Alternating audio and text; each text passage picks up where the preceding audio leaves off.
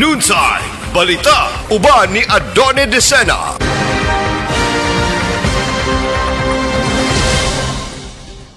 Higala kumustog mayong adlaw karon nga Biyernes pitsa 30 ning bulan sa Enero tuig 2026. Ako si Adone Decena alang sa One Time Balita Live. Una sa luhan sa itong mga balita. Sa balitang lokal, public hearing labot sa regulasyon sa mga ambulant vendor gisagop na sa konseho. Konseho mopakanaog og suspension order batok sa usa ka kagawad sa barangay Manaka. Vice Mayor Bebeneri miduaw sa haya ni Senyorita Prospera Bernad dala ang resolusyon.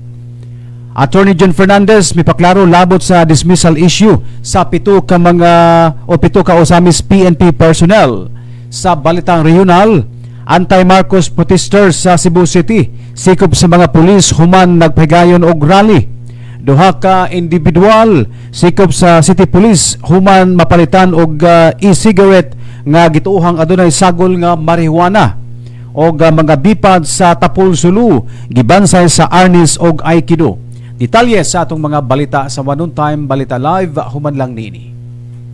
Noontime Balita. Noontime Balita uban ni Adone Decena.